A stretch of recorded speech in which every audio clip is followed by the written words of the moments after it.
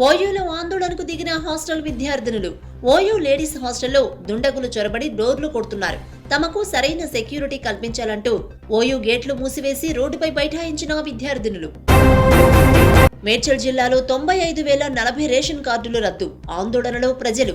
మేడ్చల్ జిల్లాలో మొత్తంగా 95,040 తెల్ల రేషన్ కార్డులు రద్దు కాగా బాచుపల్లి మండలం 2,378, గట్కేసర్ 2,273, కాప్ర 2,263, కీసర 3,388, మేడ్చల్ 2,306, మేడిపల్లి 4,165, శామీర్పేట్ 893, మాడుచింతలపల్లి 3,208 రేషన్ కార్డులు రద్దయ్యాయి. ఉప్పల్ మున్సిపల్ సర్కిల్ పరిధిలో 39,270, బాలానగర్ మున్సిపల్ సర్కిల్ పరిధిలో 35,210 కార్డులు రద్దయ్యాయి. మిగతా జిల్లాల్లో సైతం ఇదే స్థాయిలో రేషన్ కార్డులు రద్దయ్యే అవకాశంతో ఆందోళనలో ప్రజలున్నారు. డ్రైవర్ నిర్లక్ష్యం. స్కూల్ బస్సు కింద పడి 2 ఏళ్ల బాలిక మృతి. హబ్సిగూడ వద్ద స్కూల్ బస్సు డ్రైవర్ అతివేగంగా నిర్లక్ష్యంగా డ్రైవింగ్ చేయడం వల్ల చిన్నారిని గమనించకపోవడంతో స్కూల్ బస్సు కింద పడి 2 ఏళ్ల బాలిక మృతి చెందింది. పాఠశాల దగ్గర చిన్నారి బంధువులు నిరసనలు తెలిపారు. కేసీఆర్ కిట్లు ఆపేశారు. కాంగ్రెస్ కిట్లు ఇవ్వడం లేదు.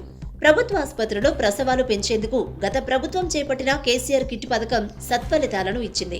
కానీ గత 15 రోజుల నుంచి కిట్ సరఫరా నిలిచిపోవడంతో ఉమ్మడి మహబూబ్ నగర్ జిల్లా వ్యాప్తంగా 1,220 మంది లబ్ధిదారులు ఎదురు చూస్తున్నారు.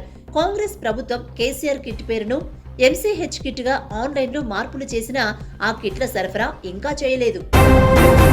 బస్భవన్ లో అద్దె బస్సు ఓనర్లతో ముగిసిన సమావేశం. చర్చలు సఫలం. ఆర్టీసీ అద్దె బస్సు ఓనర్లతో సమావేశం జరిగింది. వాళ్లు కొన్ని సమస్యలు మా దృష్టికి తీసుకొచ్చారు.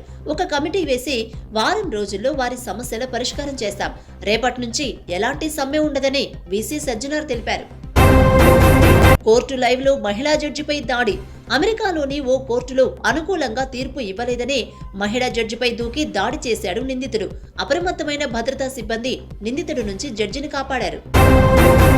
4 నెలలకోసారి ప్రజాపాలన. సిఎస్ శాంతకుమారి 4 నెలలకోసారి ప్రజాపాలన కార్యక్రమం నిర్వహించాలని ప్రభుత్వం నిర్ణయించింది. ఇప్పుడు దరఖాస్తు చేయలేని వారు ఆ సమయంలో దరఖాస్తు చేసుకోవచ్చని సిఎస్ శాంతకుమారి తెలిపారు. ప్రజలు నన్ను రిజెక్ట్ చేయలేదు. నేనే సంగారెడ్డి ప్రజలను రిజెక్ట్ చేశాను. కాంగ్రెస్ మాజీ ఎమ్మెల్యే జగ్గారెడ్డి.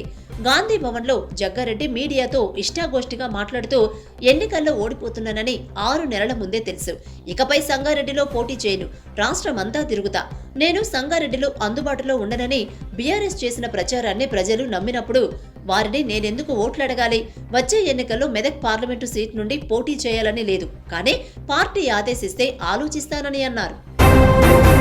ఈ రోజు వైఎస్ఆర్టీపీను కాంగ్రెస్ లో విలీనం చేశాను. వైఎస్ రాజశేఖర రెడ్డి కాంగ్రెస్ పార్టీలో గొప్ప నేత. ఆయన ఎప్పుడూ కాంగ్రెస్ పార్టీ కోసం అహర్నిశలు శ్రమించారు. కాంగ్రెస్ పార్టీ దేశంలోనే అతిపెద్ద సెక్యులర్ పార్టీ. అన్ని వర్గాలను కలుపుకుంటూ అందరినీ కలుపుతూ పనిచేస్తుంది. ఒక క్రిస్టియన్ గా మణిపూర్ లో చర్చిల కూల్చివేత నన్ను తీవ్రంగా బాధించింది. సెక్యులర్ పార్టీ అధికారంలో లేకపోతే ఏం జరుగుతుంది అనడానికి ఇదొక నిదర్శనం. భారత్ జోడో యాత్ర రాహుల్ గాంధీపై నమ్మకాన్ని నాతో పాటు ప్రజలందరిలో పెంచింది.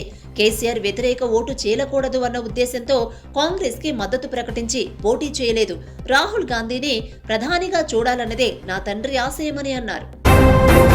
తెలంగాణ మాజీ ముఖ్యమంత్రి కేసీఆర్ ను ఏపీ సీఎం జగన్ పరామర్శించారు. జనవరి 4వ తేదీ గురువారం హైదరాబాద్ కు చేరుకున్న సీఎం జగన్ మోకాలికి శస్త్రచికిత్స అయిన కేసీఆర్ ను జూబ్లీహిల్స్ లోని ఆయన ఇంట్లో పరామర్శించారు.